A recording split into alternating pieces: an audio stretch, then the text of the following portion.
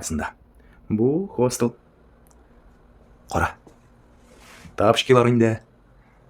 Бик қызық. Мында бәдрәф, душ бар. Бик чиста.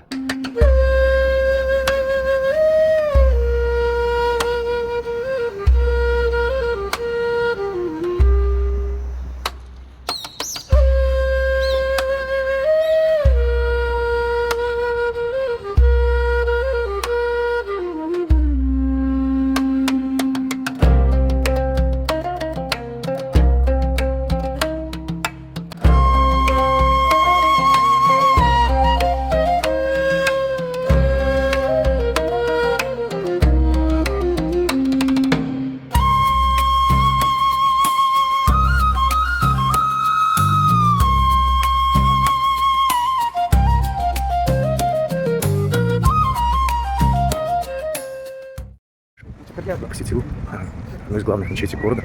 К слову, в Сеуле на карте я показал 15 мечетей молельных.